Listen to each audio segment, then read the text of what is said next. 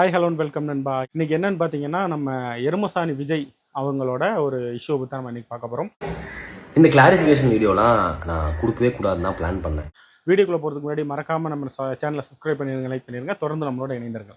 Okay, என்னன்னு பார்த்தீங்கன்னா, இப்போ சமீப காலமா வந்து ஹாட்ஸ்டார்ல வந்து ஒரு சீரிஸ் போய்கிட்டு இருக்கு. அதோட ஸ்கிரிப்ட் ரைட்டரு ப்ளஸ் வந்து ஒரு ஆக்டரா வந்து எருமசாணி விஜய் அவர்கள் யூடியூப் சேனல்ல ரொம்ப ஃபேமஸ். எருமசாணி யூடியூப் சேனல்ல அவர் வந்து இருக்கிறாரு. அந்த பொண்ணு நடித்த வரைக்கும் அப் டு டேட் எல்லாமே அவளுக்கு அனுப்பிச்ச காசு டீட்டெயில்ஸ் எல்லாமே வந்து ப்ரொடக்ஷன் கமிட்டியே இருக்கு. இப்போ வந்து அவர் வந்து ஒரு துணை நடிகை ஒருத்தவங்களுக்கு வந்து பணம் கொடுக்காம ஏமாத்திட்டதா வந்து அவங்க வந்து ஒரு புகார் தெரிவித்து ஒரு வீடியோ போட்டுக்கிட்டு இருக்காங்க. அதை பற்றி நம்ம இன்னைக்கு பார்க்க போகிறோம். ஓகேவா? நம்ம என்னன்னு பார்த்தீங்கன்னா, அந்த எருமசாணி விஜய் அவர்கள் வந்து நான் இப்போதான் ஹாஸ்பிட்டல்லேருந்து டிஸ்சார்ஜ் ஆனேன். தன்னை வந்து மெயின் கேரக்டராக இன்ட்ரடியூஸ் பண்ணுறதா சொல்லி தான் அந்த வெப் சீரிஸ் கூப்பிட்டதாகவும், இந்த விஜயகுமார் சொல்லி உங்களோட ஹஸ்பண்ட் தான் என்னை வந்து கால் பண்ணி இப்படி ஒரு ஆடிஷன் இருக்கு, நீங்க அது வாங்க. அதற்கப்புறம் வந்து துணை நடிகையாக போட்டு சைட் கேரக்டர் ஆக்கி என்ன வந்து இது பண்ணி இது என்னன்னா இவர் என்னை கன்வின்ஸ் பண்ணுவாரு, இல்லம்மா இந்த எபிசோட் நீங்க வேற லெவல்ல போயிருவீங்க, வேற ரேஞ்ச்ல போயிருவீங்க. எனக்கு நான் ரூம் கேட்டது கூட நீங்க அவங்க கூட தங்கிக்கோங்க, இவங்க கூட தங்கிக்கோங்கன்னு சொல்லி என்னை சொல்றாரு. நீங்க லீடு ட்ரையாங்கிள் லவ் ஸ்டோரியில லீடுன்னு உங்களோட ஹஸ்பண்ட் சொல்லியிருக்காரு.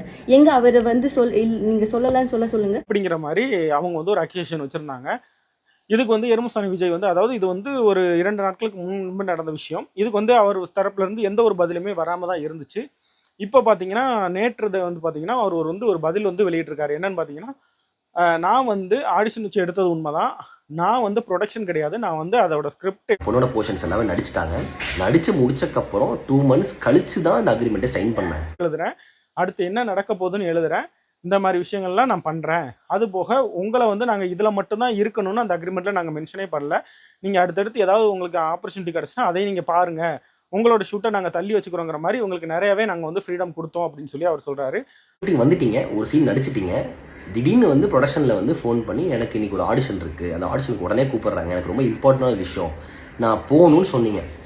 யாருமே நோன்னு சொல்லலை. நீங்கள் ஒரு அதுக்கப்புறம் வந்து பார்த்தீங்கன்னா, இவங்க வந்து தொடர்ந்து வந்து என்னை வந்து மெயின் கேரக்டராக தான் நீங்கள் வைக்கணும் அப்படிங்கிற மாதிரி இவங்க கேட்டுக்கிட்டதாகவும், உங்களை வந்து மெயின் கேரக்டருக்கு எடுக்கலை அப்படின்னு சொல்லி தான் நாங்கள் வந்து உங்களை வந்து ஷூட்டுக்கே நாங்கள் வந்து கூப்பிட்டோம் அப்படின்னு சொல்லி அவர் சொல்கிறாரு. நாங்கள் வந்து ஹீரோயினாக ட்ரீட் பண்ணுறாங்க, எனக்கு இங்கே வந்து பின்னாடி சைடோட நின்றுக்கிட்டு இருக்கேன், எனக்கு இப்போ மெயின் சென்டர் ஃப்ரேமுக்கு வரணும் அப்படின்னு சொன்னீங்கன்னா எப்படி மாற்ற முடியும்? நீங்கள் என்ன கமிட் ஆகி எதுக்காக வந்தீங்களோ அதுதான் நாங்கள் பண்ண முடியும்.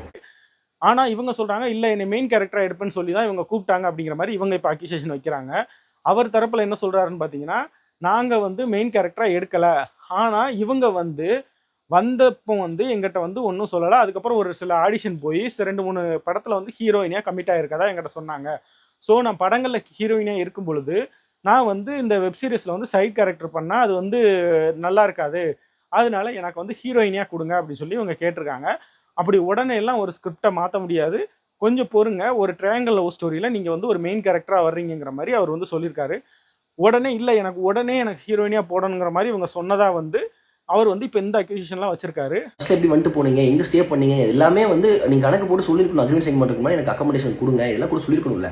நீங்கள் சான்ஸ் கிடைச்சா போதும்னு சொல்லிட்டு நீங்கள் ஒரு அக்ரிமெண்ட் சைன் பண்ணிட்டு எல்லாம் பண்ணிட்டு கடைசியில் வந்து இப்போ அக்யூசேஷன் கொடுக்குறீங்க எப்படி? அது போக பணம் எனக்கு சேலரி கொடுக்காம ஏமாத்திட்டாங்க அப்படிங்கிற மாதிரி அந்த துணை நடிகை தரப்புல இருந்து சொல்லப்பட்டது.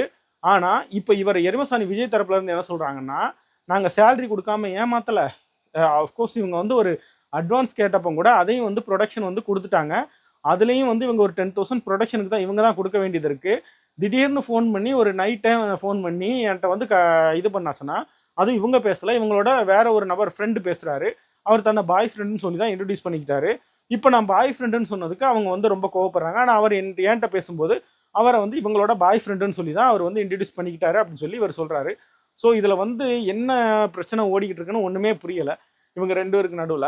அதாவது இது வந்து ஒரு ப்ரொடக்ஷன் சம்மந்தப்பட்ட பிரச்சனைனா அந்த பொண்ணு அணுகியிருக்க வேண்டியது அந்த ப்ரொடக்ஷன் கம்பெனியோட விஷயத்தங்க, அவங்கள தான் இவங்க வந்து அக்யூஷன் பண்ணியிருக்கணும்.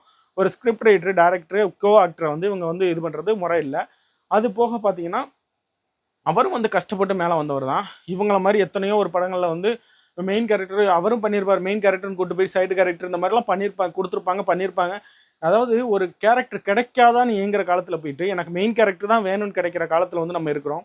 இப்போ பார்த்தீங்கன்னா ஒருத்தன் வந்து ஒரு சீனில் ஒரு 5 செகண்ட் சீனில் வந்துட்டு போனதுக்கே ஒருத்தன் வந்து பீத்திட்டு கிடக்கிறான்.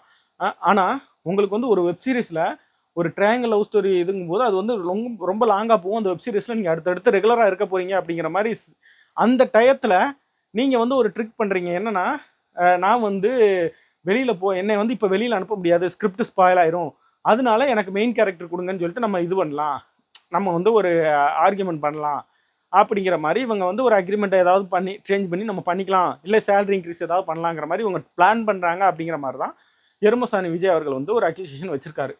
ஸோ இந்த பிரச்சனை எங்கே போய் முடிய போகுதுன்னு தெரில. அவர் வந்து ஓப்பனாகவே சொல்லிட்டார், நீங்கள் வந்து ஸ்டேஷனில் கம்ப்ளைண்ட் பண்ணுங்க, இல்லை கேஸ் ஃபைல் பண்ணுங்கள், நாங்கள் வந்து கோர்ட்டில் பார்த்துக்குறோம் அப்படின்னு. ஏன்னா இப்படி சொல்லும் தரப்பில் அவர் தரப்பில் வந்து நியாயம் இருக்கிறதா தான் நம்ம எடுத்துக்கணும். ஏன்னா அவர் தரப்பில் எல்லாமே அக்ரிமெண்ட் வைஸ் பண்ணியிருந்தாருன்னா கோர்ட்டில் வந்து அவருக்கு எந்த ஒரு பிரச்சனையும் வரப்போகிறது இல்லை. ஆனால் அக்ரிமெண்ட்டை மீறி இவங்க தான் பண்ணியிருந்தாங்கன்னா இவங்களுக்கு தான் வந்து பிரச்சனை வரப்போகுது அப்படிங்கிறது உறுதி. ஸோ நண்பா, நம்ம அடுத்தடுத்து என்ன நடக்குங்கிறத இதோட அப்டேட் உங்களுக்கு நான் அடுத்தடுத்து தெரிவிக்கிறேன். நன்றி, வணக்கம். இது உங்கள் ரியல் ஒன்.